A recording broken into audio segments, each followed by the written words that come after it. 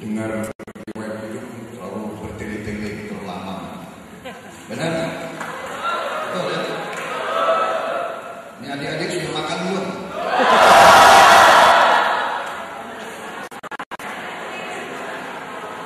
Jadi ini adalah ujian kejuangan. Lapar tapi masih setia mendengarkan ceramah.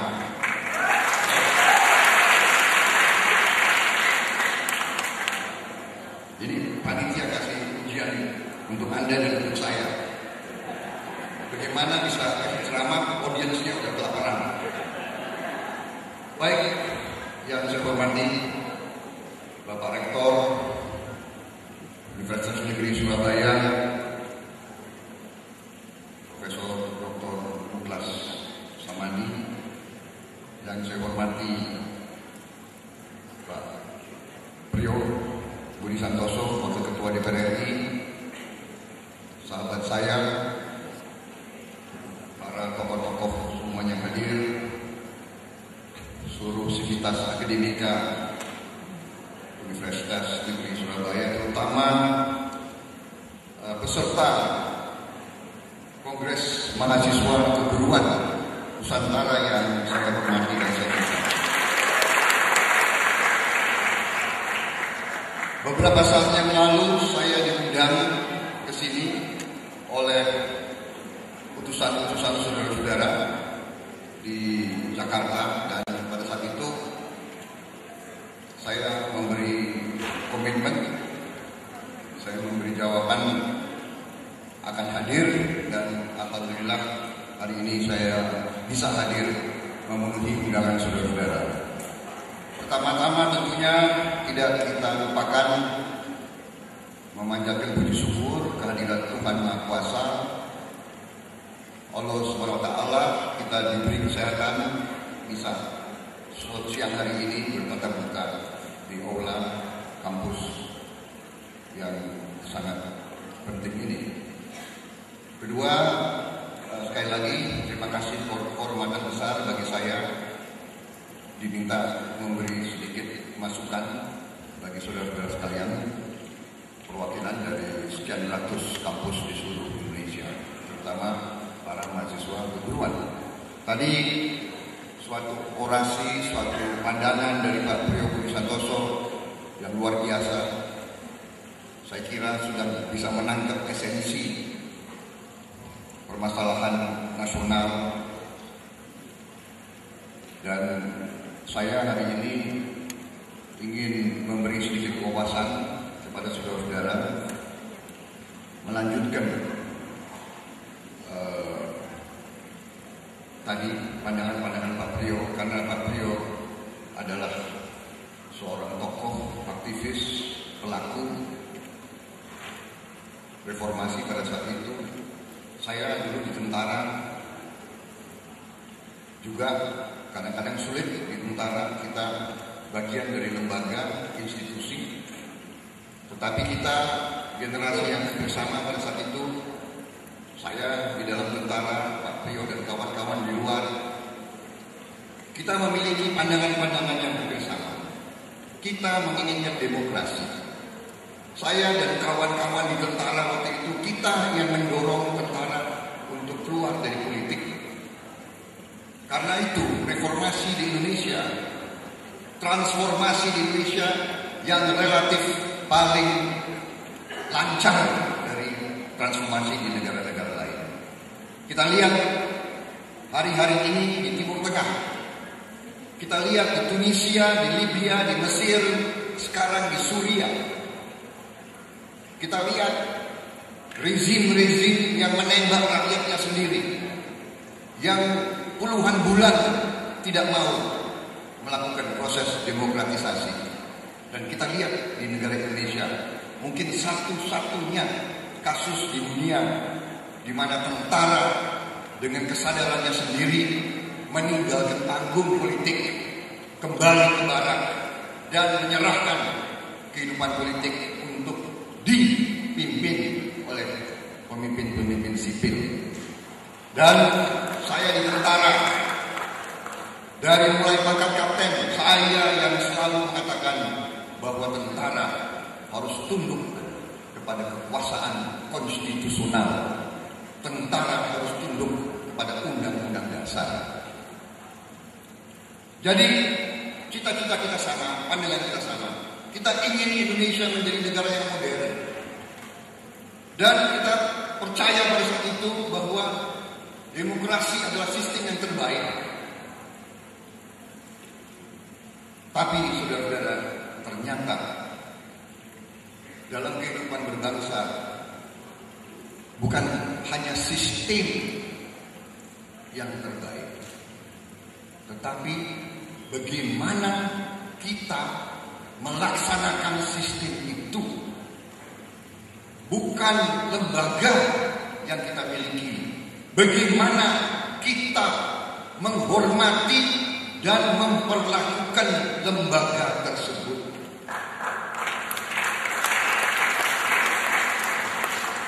Saudara-saudara, ternyata Pak Priyo dan saya sekarang, kalau 15 tahun yang lalu kita idealis, pokoknya demokrasi, rakyat memilih, kebebasan, semua beres. Ternyata sistem yang sudah dibangun di atas kertas yang bagus pun ternyata bisa diselewengkan oleh mental yang tidak baik. Lembaga yang paling bagus bisa dibajak oleh orang-orang yang tidak bagus, saudara-saudara sekalian. Karena itu saya menganggap penting, karena hari ini saya berbicara dengan calon-calon guru. Masa depan bangsa kita terletak di mutu dan kualitas para guru-gurunya. Kalau guru-gurunya tidak bertanggung jawab, kalau guru-gurunya tidak punya dedikasi, tidak mungkin murid-muridnya akan bertanggung jawab dan punya dedikasi. Itu adalah hukum alam. Setiap peradaban besar pasti pendidikannya bagus. Setiap peradaban besar lahirnya dari sekolah-sekolah. Tidak mungkin ada peradaban besar kalau guru-gurunya tidak bagus. Saudara-saudara sekalian, karena saya bicara dengan calon-calon guru yang memiliki tanggung jawab pendidikan dan pembentukan watak dan kualitas dan nilai-nilai generasi-generasi yang akan datang. Dan karena bangsa Indonesia adalah milik saudara-saudara, saya adalah generasi yang sebentar lagi punah, harus meninggalkan bangku. Saudara yang akan hadapi masa depan. Karena itu saya merasa kewajiban untuk hari ini dalam waktu yang tidak terlalu lama, karena saya tahu saudara belum makan siang dan mungkin panitia sudah menyiapkan makan siang. Saudara-saudara sekalian, sudah disiapkan. Saya ingin membahas sedikit tentang masa depan yang saudara-saudara akan hadapi. Dan terutama saya akan bahas tentang tantangan-tantangan apa yang saudara-saudara, yang kita semua harus kita hadapi. Saudara-saudara sekalian, kondisi hari ini sebetulnya tidak terlalu jelek. Kondisi ekonomi kita cukup dikagumi oleh bangsa-bangsa lain. Beberapa minggu lalu keluar satu laporan ini oleh McKinsey Global Institute. Nanti saya akan tinggalkan. Saudara-saudara, saya kira bisa fotokopi, pelajari, ya. Tapi saya nggak bertanggung jawab. Pokoknya kalau saudara fotokopi, saudara sendiri yang bertanggung jawab. Ya, itu nanti guru-guru saudara. Ini perlu kita baca. Karena ini dengan semua indikator-indikator menggambarkan bahwa yang disebut Pak Priyo tadi, bangsa kita ini kaya sekali, saudara-saudara. Bangsa kita ini kaya. We are very rich. Bahkan hari ini kita ekonominya adalah ekonomi ke-17, ke-16. Kita sudah menjadi ekonomi ke-16 terbesar di dunia. 2 bulan lalu, jangan tepuk tangan dulu. Ini terlalu cepat gembira. Ini orang Indonesia gitu, cepat puas. Adik-adik sekalian, 2 bulan lalu Indonesia sudah menyamai ekonomi Belanda. Bayangkan, negara yang dulu jajah kita 350 tahun, kita sudah lewati ekonominya. Besar ekonominya kita sudah lewati Belanda. Hari ini seluruh produksi bangsa kita mendekati 1.000 miliar dolar, mendekati 1 triliun, sudah 900 miliar dolar seluruh produksi kita. Dan kita tumbuh 6% per tahun, padahal Eropa di bawah 2%. Yang di atas kita di dunia sekarang hanya satu, Republik Rakyat Tiongkok. Cina yang di atas kita. Sekarang mereka berada di 8%. Tadinya mereka 12%. Jadi ini kondisi hari ini.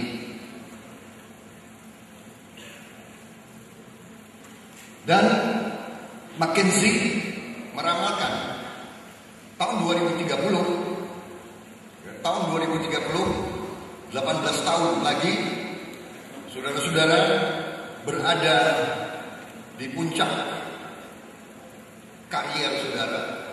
Karena sekarang saudara kira-kira umur 20 tahun, jadi nanti 18 tahun lagi saudara 38 tahun, ya kan? Indonesia ekonominya ke-7 di dunia. Ke-7 di dunia, ya. Kelas menengah yang punya uang, yang bisa beli barang disebut consumer.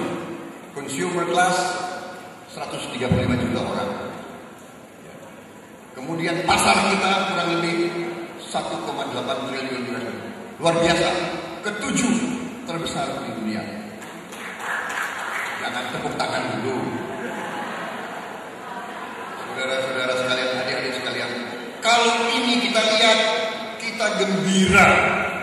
Tapi yang disebut Pak Priyo, kalau kita tahu kondisi yang dibalik keadaan ini, kita harus waspada. Saudara-saudara, ini GDP, ya, produksi semua barang dan jasa yang ada di Indonesia. Saya ulangi, ini mengukur GDP. Saudara-saudara sebagai guru harus bisa jawab, apa itu GDP?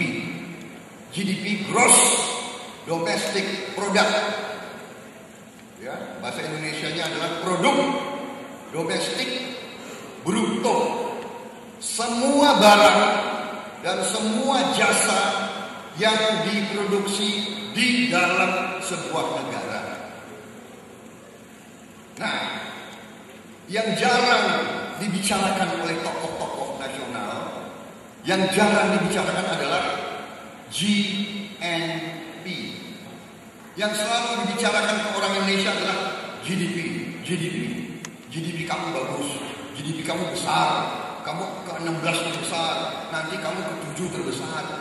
Mereka tidak pernah menyinggung GNP. GNP ini penting, adik-adik sekalian. GNP adalah semua barang dan jasa dan nilai tambah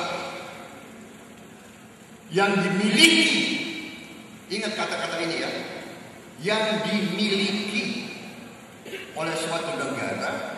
atau perusahaan suatu negara dimanapun di dunia.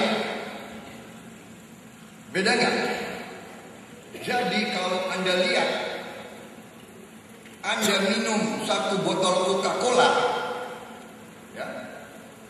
Kalau Anda minum satu botol Coca-Cola, nilai tambahnya, untungnya bukan milik bangsa Indonesia.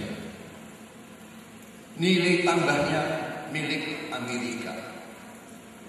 Kalau kau beli televisi Panasonic, nilai tambahnya bukan milik bangsa Indonesia. Nilai tambahnya milik perusahaan Jepang. Kalau kau beli mobil Volkswagen atau BMW atau Toyota, nilai tambahnya bukan milik bangsa Indonesia, termasuk GNP Jerman, GNP Jepang, GNP negara lain. Saudara-saudara sekalian, ini harus kita pahami. Kalau kita pahami ini, kita belum tentu akan tepuk tangan. Makanya tadi saya katakan jangan tepuk tangan dulu. Kalau saudara bisa paham dan mengerti beda antara GDP dan GNP. Sekarang katakanlah kita ekonomi ke-16 terbesar di dunia. Katakanlah kita ekonomi ke-7 terbesar di dunia. Pertanyaan adalah, ekonomi ini milik siapa? Saudara-saudara sekalian, ini adalah ilmu. Ini adalah definisi ilmu. Ya, saudara-saudara cendekiawan, saudara-saudara intelektual, saudara-saudara dari kampus, semua perubahan bangsa datangnya dari kampus-kampus. Kalau calon-calon intelektual kita, kalau pemimpin-pemimpin yang akan datang, kalau profesor-profesor kita tidak mengerti ini, tidak mengerti beda antara GDP dan GNP, kalau tepuk tangan senang dengan angka-angka bagus di atas kertas, senang dengan angka-angka bagus di atas kertas, padahal ekonomi kita ternyata bukan milik kita lagi. Kita beli tiap tahun 1 juta mobil tiap tahun. Makanya semua jalan macet. Kita beli 10 juta motor tiap tahun. Saya bertanya, ada nggak merek mobil buatan Indonesia? Saya tanya, ada nggak merek motor buatan Indonesia? Ada.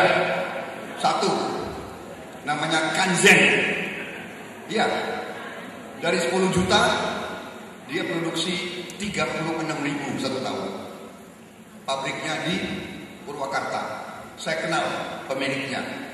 Pemiliknya seorang ibu-ibu cerita sama saya, Mas Bowo, sebentar lagi terpaksa saya jual pabrik saya. Saya tidak kuat bersaing dengan motor-motor dari luar negeri. Jadi mungkin hari ini sudah nggak ada. Tahun yang lalu masih ada satu pabrik buatan Indonesia, milik Indonesia. Dari 10 juta kita punya 36.000. Saudara-saudara, adik-adik sekalian, ada nggak televisi buatan Indonesia? Ada nggak televisi milik putra-putri Indonesia? Tidak ada, adik-adik sekalian. Ini tantangan bagi saudara-saudara sekalian. Hai calon-calon guru, hai calon-calon bangsa. Gugahlah anak-anak kita supaya jangan hanya menerima, jangan hanya jadi pelayan bangsa lain, jangan hanya jadi pembeli produk bangsa lain.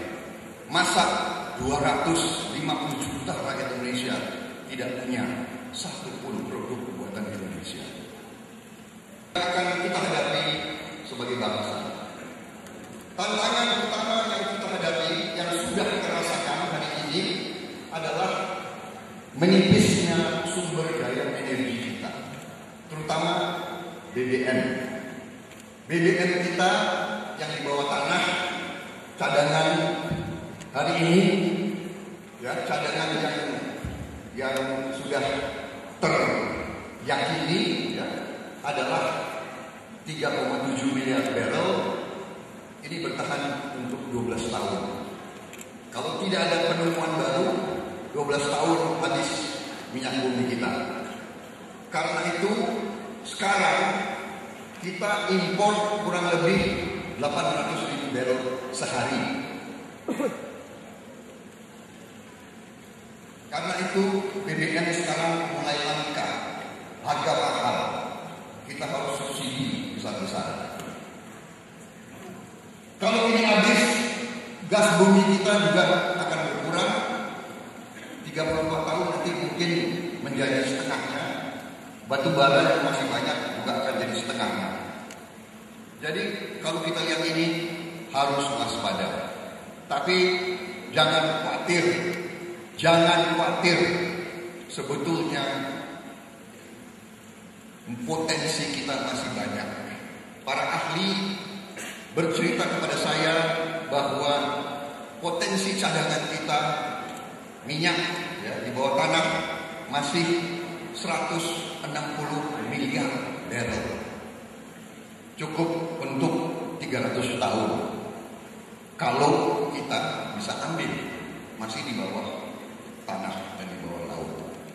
Kurang lebih kita punya 138 cekungan yang baru ada slide, yang baru diambil 38. Masih ada 90 cekungan yang belum tersentuh.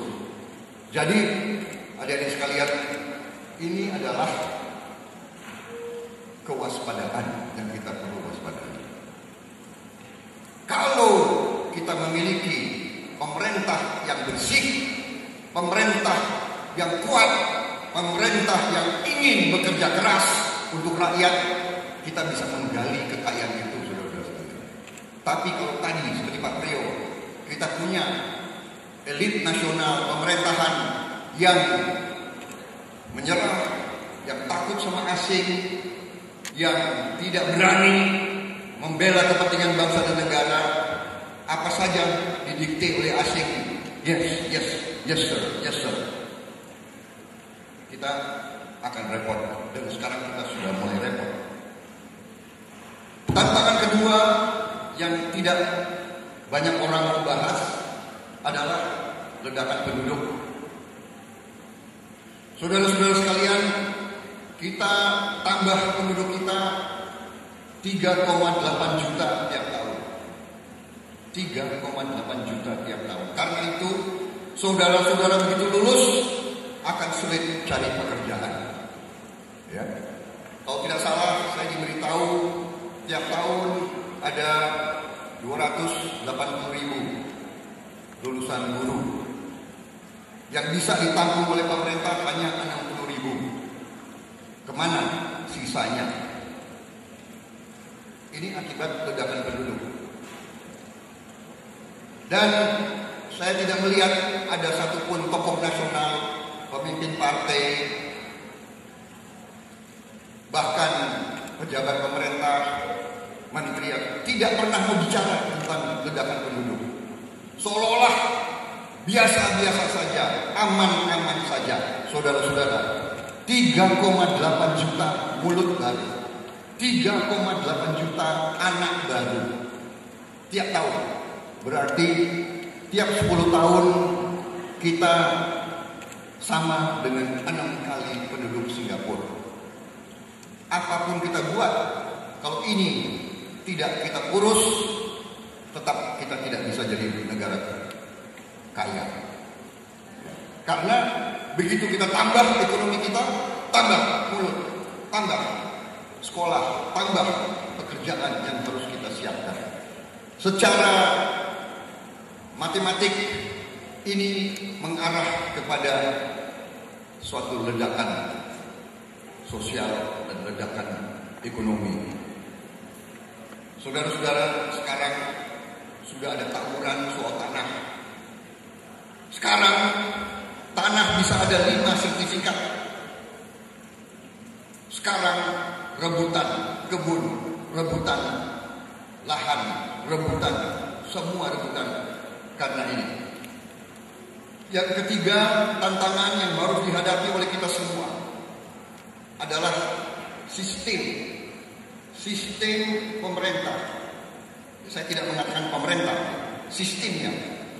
Sistem pemerintah kita yang lemah, tidak efisien dan korup. Saudara-saudara sekalian, kita memiliki sekarang, kalau kita bandingkan dengan Cina, Cina memiliki 33 pemerintah daerah otonom. 33 untuk 1,4 miliar orang. Jadi satu pemerintah daerah mengurus 42 juta orang. India punya pemerintah daerah otonom 25 untuk memerintah 1,2 miliar orang. Satu pemerintah daerah otonom untuk setiap 34 juta orang. Indonesia nggak kalah. Indonesia punya 497 pemerintah daerah otonom, memerintah 241 juta orang, berarti satu pemerintah daerah otonom untuk tiap setengah juta. Berarti Cina 84 kali lebih efisien dari kita. Satu pemerintah mengurus sekian juta orang, 42 juta orang. India 68 kali lebih efisien. Satu pemerintah mengurus 34 juta orang. Kita satu pemerintah daerah mengurus setengah juta orang. Bayangkan biaya overhead yang kita keluarkan. Rumah bupati, rumah ketua DPRD, gedung DPRD, gedung kantor, gedung mobil dinas, biaya perjalanan, semua tidak menghasilkan jasa dan barang untuk rakyat. Apakah kita aneh kalau irigasi tidak diurus? Apa kita aneh kalau jembatan nggak ada apa-apa jatuh sendiri? Apa kita aneh kalau jalan-jalan rusak di mana-mana? Karena pemerintah kita, sistem pemerintah kita tidak efisien. Ini kita koreksi kembali. Dengan idealisme mau demokrasi, mau otonomi, kita kebablasan. Akhirnya pemerintahan kita yang paling tidak efisien di kawasan kita. Sudah tidak efisien, saudara-saudara. Mental korupsi ini sudah merajalela. Saudara-saudara, dari tadi 497 bupati, 138 sudah jadi tersangka atau sudah dalam penjara atau menunggu masuk pengadilan. Lebih dari 20%. Dari 33 gubernur sudah 18. Ini sebulan lalu saya bikin, 3 minggu lalu tambah 1 gubernur sudah jadi tersangka. Bayangkan lebih dari setengah gubernur kita sudah jadi tersangka. Ini tantangan harus kita hadapi, harus saudara-saudara pikirkan bagaimana kita jalan keluarnya. Dan terakhir, yang penting bagi anak-anak, adik-adik sekalian adalah sistem ekonomi kita yang tidak seimbang dan tidak adil. Saudara-saudara sekalian, sistem kita ini menurut saya keliru. sistem sekarang ini neoliberal dan kapitalis tidak terkendali, mengakibatkan ketidakadilan bagi rakyat kita. Dari semua uang yang beredar di Indonesia, 60% beredar di DKI. Bayangkan, 60% uang seluruh bangsa Indonesia beredar di DKI. Sisa 30% beredar di kota-kota besar. Hanya 10% beredar di desa-desa. Padahal 60% rakyat kita masih tinggal di desa-desa. Karena itu, jangan aneh kalau rakyat di desa cari pekerjaan ke Jakarta semua. Karena uangnya ada di Jakarta. Bahkan ibu-ibu kita, perempuan-perempuan kita terpaksa cari makan di Malaysia, di Singapura, di Hong Kong, di Arab Saudi sebagai pembantu-pembantu rumah tangga. Untuk memberi makan dan susu anak-anaknya terpaksa mereka di tempat yang jauh. Karena ketidakadilan ekonomi kita. Saudara-saudara adik-adik sekalian, keempat tantangan ini harus berani kita hadapi. Kecenderungan orang Indonesia adalah tidak mau menghadapi kenyataan. Orang lapar dibilang kurang gizi. Jadi kita selalu menghindari kenyataan pahit. Lama-lama baru kita tahu keadaan sebenarnya. Kita bisa bayangkan di ibu kota kita, dari 3 anak balita, dari 3 anak di bawah 5 tahun, 1 kurang gizi. Di ibu kota. Banyak di salah satu provinsi kita, di NTT. Kita lihat di NTT itu hampir dari 3 anak 2 kurang gizi. 60% di NTT. Tiap hari ada yang meninggal bayi di bawah 5 tahun karena kurang makan. Apakah ini negara Indonesia yang kita cita-citakan? Anda lihat di situ DKI saja itu mendekati 1/3. 1 dari 3 anak kurang gizi.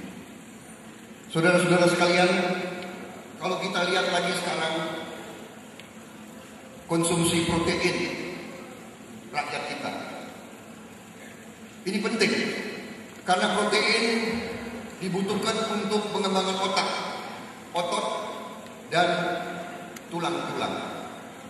Kalau kurang protein di bawah 5 tahun, selama 5 tahun 9 bulan, berarti anak-anak kita nanti tidak kuat otaknya, tidak kuat badannya. Kalau kita lihat, kita bisa bayangkan, kita sama Bangladesh. Kalau Bangladesh minum susu 16 liter, kita baru 12 liter. Jepang 20 liter. Malaysia 25. Ya, ini konsumsi protein, susu. Jangan kita tanya RRC. RRC ada program sekarang mewajibkan anak sekolah tiap anak minum 1 liter susu 1 hari. Jadi Anda bisa bayangkan berapa tahun lagi kita akan ketemu anak-anak Cina. Pasti dia tinggi-tinggi, pasti dia kuat-kuat, dan pasti dia pinter-pinter. Karena dari umur kecil minum 1 liter susu tiap hari. Makan daging, kita 7 kilo 1 tahun. Ini 7 kilo 1 tahun. Cina 39 kilo. Ya. Jepang 26 kilo. Malaysia 47 kilo. Makanya kita sepak bola kalah terus sama Malaysia. Benar? Ya makanya proteinnya sedikit. Malaysia 47 kilo. Larinya kuat. Tinggi-tinggi. Indonesia semangat.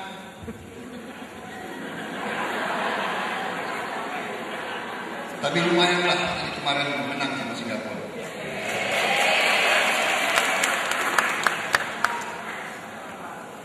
Dukunnya masih kuat. Kalau pakai dukun harus dari Jawa Timur. Filipina 25 kilo, Thailand 25 kilo. Ya kita lumayan, kita menang sama India. Karena di Hindu gak boleh makan daging. Tapi dia minum susunya 45 liter. Thailand 31 liter. Saudara-saudara sekalian, jadi kita bisa bayangkan yang saya takut. Nah ini ikan, makan ikan juga kita kalah. Bayangkan Indonesia sama Taiwan kalah, sama Singapura kalah, sama Jepang kalah. 110 kilo ikan. Malaysia 2 kali kita. Jadi kita jangan terlalu sombong lah sama Malaysia. Ya. Pemimpin-pemimpin Malaysia mikirin rakyatnya mungkin lebih bagus dari pemimpin-pemimpin kita.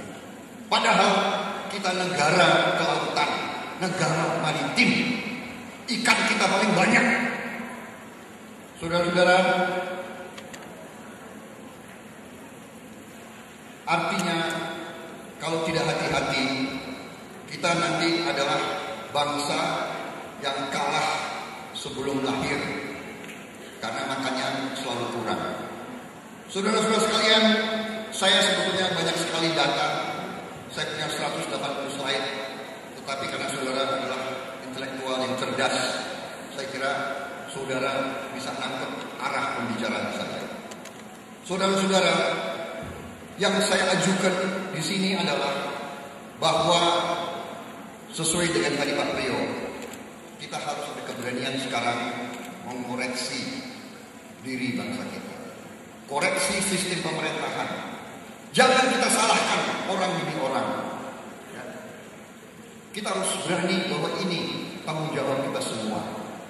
Bagaimana seorang bupati gajinya 5 juta sebulan. Dia kampanye, dia harus keluarkan 10 miliar untuk jadi bupati. Kira-kira dari mana dia akan dapat uangnya?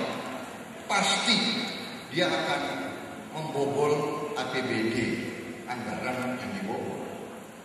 Jadi inilah pekerjaan umat kita semua.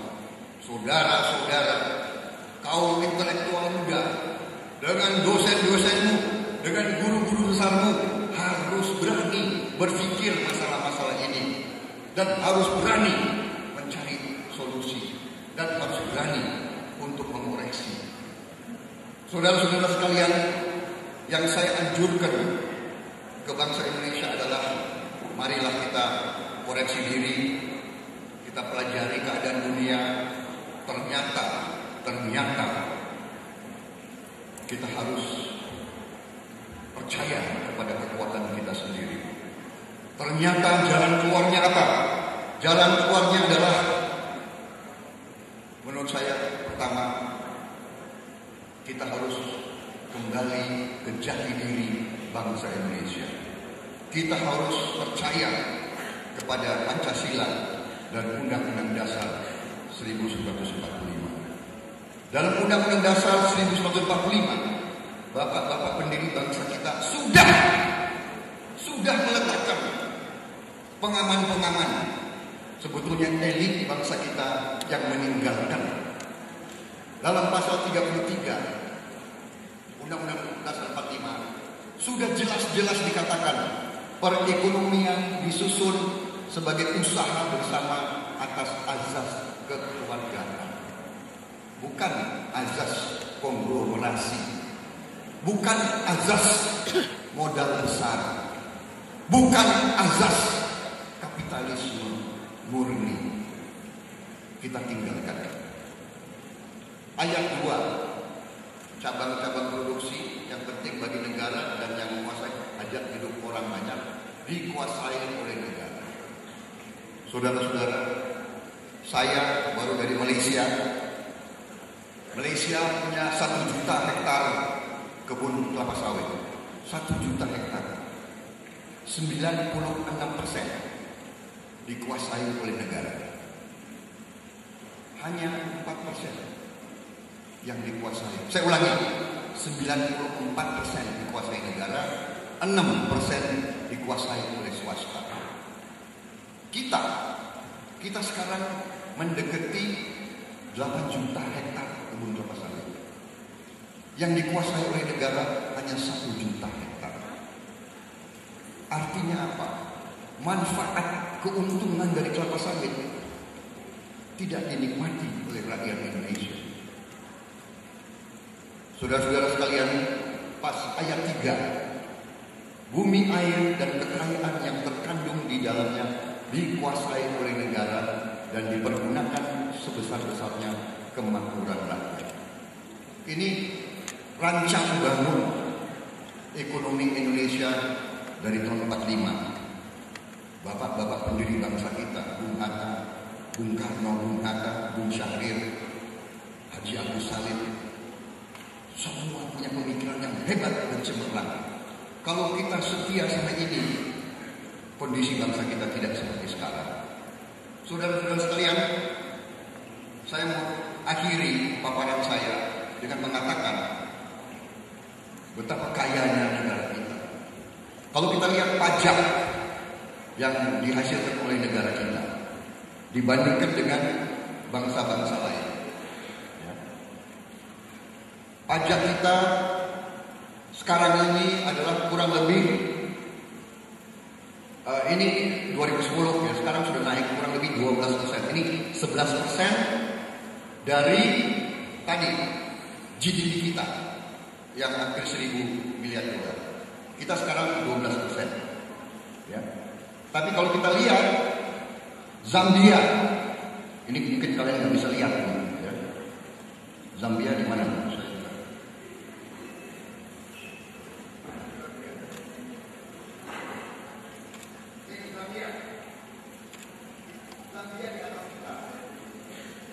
Zambia 16%. Bayangkan, Zambia 16%. Zambia tahu di mana? Tahu nggak di mana Zambia? Di Afrika, di atas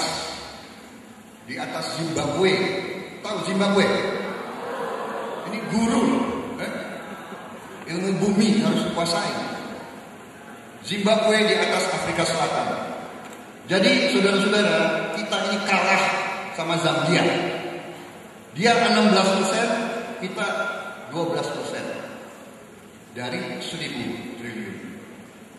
Apa arti? Ini apa artinya? Saya kasih tahu apa artinya. Artinya, kalau kita punya satu Direktorat Jenderal Pajak, ya, kalau kita bisa benahi satu Direktorat Jenderal Pajak, hanya satu Direktorat Jenderal dari semua Direktorat Jenderal yang ada di pemerintah kita perbaiki satu saja, Direktorat Jenderal Pajak. Kita bisa sama dengan Zambia. Dan ternyata datanya menunjukkan tahun 91 ini tahun 97 kita sudah mencapai 16%. Ya. Bayangkan Orde Baru yang dibilang jelek dulu penghasilannya sudah 16%. Sekarang kita turun menjadi sekitar 12%. Apa artinya, adik-adik sekalian? Kalau kita bisa perbaiki satu Direktorat Jenderal hari ini juga tanpa investasi baru, hari ini juga, tahun ini juga kita dapat kelebihan 40 miliar dolar, 400 triliun. That is why we are very rich. Saudara-saudara, tadi saya sudah singgung, ahli-ahli kita mengatakan minyak kita masih ada 90 cekungan, belum disentuh. Kalau bisa kita cari, ketemu, kita aman untuk 300 tahun akan datang. Saudara-saudara sekalian, ini saya kira banyak sekali data, mungkin saya bisa tinggalkan. Saya juga akan tinggalkan draft buku saya. Saya bawa kurang lebih 200 kopi. Ya.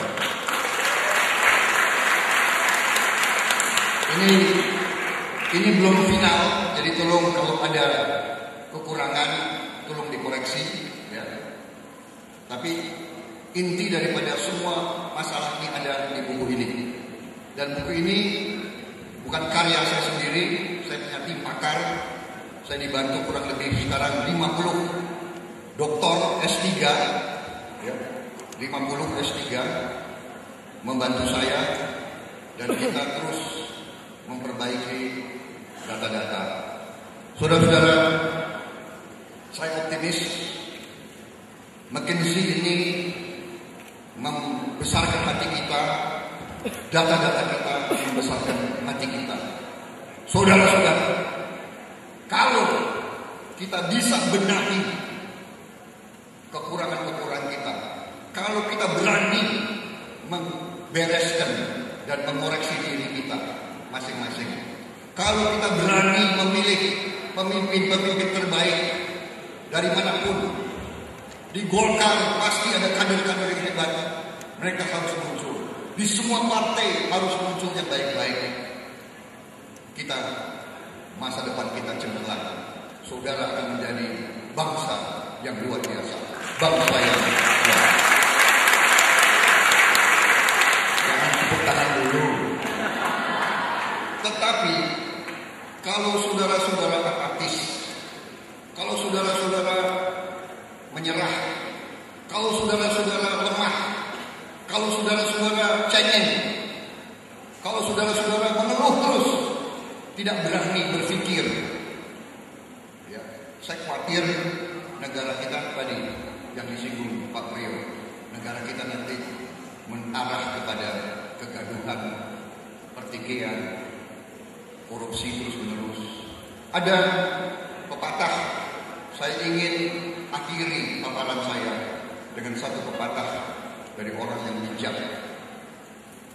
Edmund Burke pernah mengatakan, kalau semua orang baik diam, yang berkuasa adalah orang-orang yang tidak baik dan maling-maling. Saudara-saudara, masa depan bangsa kita ada di tangan saudara-saudara. Kalau saudara diam, kalau saudara-saudara apatis, tidak mau tahu tentang keadaan, saudara-saudara akan terperangkap dalam suatu masa depan yang tidak aman, tidak sejahtera, dan penuh kegaduhan. Kita bersyukur bagaimanapun sampai sekarang pemimpin-pemimpin politik kita masih bisa menjaga bangsa Indonesia tidak seperti bangsa-bangsa lain. Kita bersyukur tokoh-tokoh agama kita moderat, sejuk. Kita bersyukur tokoh-tokoh pendidik-pendidik kita tabah dan masih terus walaupun gajinya kecil, terus melaksanakan tugas mendidik anak-anak kita dengan baik. Kita bersyukur ini memberi peluang kita bereskan sistem kita bereskan ekonomi kita punya potensi yang sangat-sangat kuat. Saya hitung dari penghematan di mana-mana, kalau kita berani, kalau kita bersih, kita akan punya kelebihan kurang lebih 60 sampai 70 miliar dolar, 700 triliun tiap tahun minimal cash yang kita miliki untuk perbaiki kehidupan bangsa, memperbaiki waduk, jalanan, kereta api, menciptakan lapangan kerja, menambah nilai tambah, memperbaiki gaji-gaji semua. Saudara-saudara sekalian, masa depan kita cerah kalau kita berani membersihkan diri kita dan sistem kita. Terima kasih. Wassalamualaikum warahmatullahi wabarakatuh. Terima kasih atas perhatian. Mudah-mudahan ini bisa saudara pelajari dan bisa saudara koreksi. Ya, ini masih draft. Saya butuh kurang lebih 6 bulan lagi. Saya akan rilis. sekarang di kampus-kampus saya edarkan untuk minta koreksi. Kalau ada angka-angka yang tidak benar, kalau ada analisa yang kurang tepat, mohon dikoreksi alamat yang ada. Kita perbaiki bersama. Sekali lagi, panitia, sekali lagi Bapak Rektor dan Ketua BEM, terima kasih atas kehormatan diberikan kepada saya, dan terima kasih kesabaran saudara, walaupun lapar bertahan sampai akhir dan tidak mengeluh. Inilah calon-calon pemimpin yang kita banggakan. Terima kasih.